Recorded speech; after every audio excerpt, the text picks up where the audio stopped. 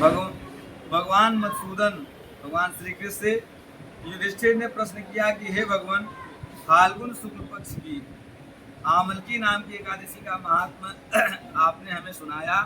अब चैत्र कृष्ण पक्ष की एकादशी का क्या नाम है, यह बताने की कृपा कीजिए। भगवान श्री कृष्ण बोले, हे राजेंद्र सुनो, मैं इस विषय में एक पाप नाशक आख्यान सुनाऊंगा, जिसे चक्रवर्ती नरेश मानधाता के पूछने पर महर्षि लोमस ने सुनाया था। मानधाता बोले, हे भगवान, मैं लोगों के हित की इच्छा से यह सुनना चाहता हूँ कि चैत्र मास के किस पक्ष में किस नाम की एकादशी होती है और उसकी क्या विधि है तथा उससे किस फल की प्राप्ति होती है। कृपया ये सब बातें हमें बताएं। तब लोमस ऋषि ने मानधाता जी को सुनाया कि हे निर्देश, पूर्व काल की बात है, अप्सराओं से सेवित चैत्र नामक वन में वहाँ गंधर्वों की कन्याएं अपने किंकरों के साथ बाजे बजाती हुई विहार करती हैं और मंजघोषा नामक अप्सरा मुनिवर मेधावी को मोहित करने के लिए गई और वे महर्षि उसी वन में रहकर ब्रह्मचर्य का पालन कर रहे थे। मंजघोषा मुनि के यहाँ भय से आश्रम से एक कोस दूर ही ठहर गई और सुंदर ढंग से बीड़ा बजाती हुई मधुर गीत गान करने लगी। मुनि श्रेष्ठ मेधावी घूमते हुए उधर जा निकले और उस स्त्री अप्सरा को इस प्रकार गान करते देखकर सेना सहित कामदेव से परास्त हो परवश मोह के वशीभूत हो गए और मुनि की ऐसी अवस्था को देखकर मंजघोषा उनके समीप आई और बीड़ा नीचे रखकर उनका आलिंगन करने लगी। मेधावी भी उनके साथ रमण करने लगे। कामवश रमण करते हुए उन्हें रात और दिन का भी भान नहीं रहा। इस प्रकार जो ब्रह्मचर्य का पालन करने वाले मुनिजनोचित सदाचार का पालन करने वाले थे, वह सब उनके अंदर से लोप हो गया और अप्सरा के साथ रमण करते हुए बहुत दिन व्यतीत किए। मंजघोषा देवलोक में जाने के लिए फिर अब तैयार हुई। जब बोली, हम तो अब देवलोक को जाएंगे। जाते समय उन्हें मुनि श्रेष्ठ मेधावी से कहा, ब्राह्मण, अब मुझे अपने देश जाने की आज्ञा दीजिए। मेधावी ऋषि बोले, हे देवी, जब तक सवेरे की संध्या न हो जाए तब तक मेरे पास आप ठहर जाओ। अप्सरा ने कहा, हे विप्रवर, अब तक न जाने कितनी संध्या चली गई, मुझ पर कृपा करके बीते हुए समय का विचार तो कीजिए। लोमस जी कहते हैं, मतलब मेधावी महात्मा को क्या लगा कि हम अभी एक ही रात हुआ है इस अप्सरा के साथ रमण करते हैं, मंजघोषा के साथ। लेकिन मंजघोषा तो अप्सरा थी, वो तो आई थी, बताई कि देखिए न जाने एक संध्या नहीं, पता नहीं कितनी संध्याएं बीत गई है। अब उनको बड़ी लज्जा आई। अप्सरा कह करके, हे विप्र, अब तक न जाने कितनी संध्या चली गई, उस पर कृपा करके बीते हुए समय का विचार तो कीजिए।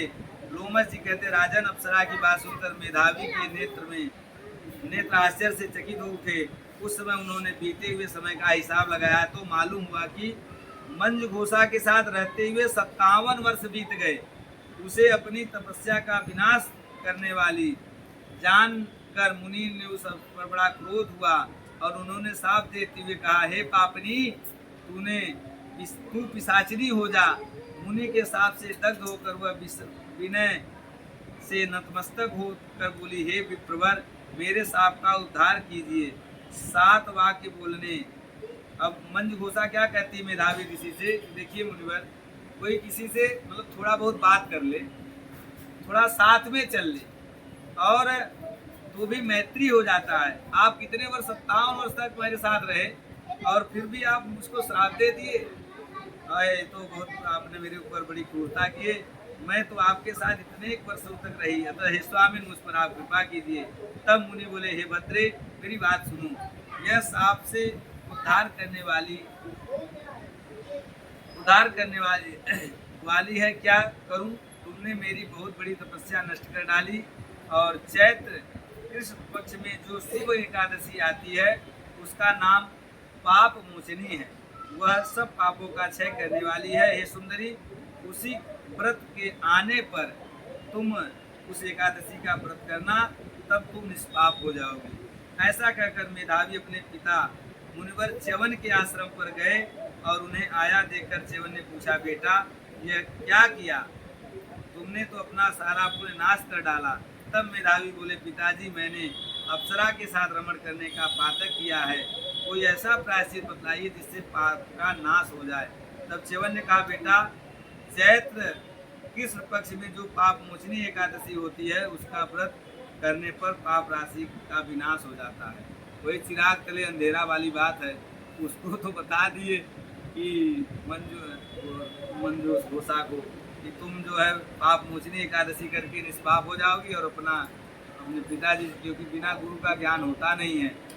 और च्यवन ने कहा कि बेटा कृष्ण पक्ष की चैत्र मास की पक्ष की एकादशी का व्रत करे, तुम्हारा भी पाप विमोचन हो जाएगा। पिता का यह कथन सुनकर मेधावी ने उस व्रत का अनुष्ठान किया, इससे उनका पाप नष्ट हो गया और पुनः तपस्या से परिपूर्ण हो गए। इसी प्रकार मंज घोषा ने भी उत्तम व्रत का पालन किया। पाप मोचनी का व्रत करने के कारण वह पिशाच योनि से मुक्त हुई और दिव्य रूप धारण करके श्रेष्ठ अप्सरा होकर के स्वर्ग लोक में चली गई। हे राजन, जो श्रेष्ठ मनुष्य पाप मोचनी एकादशी का व्रत करते हैं उनका सारा पाप नष्ट हो जाता है।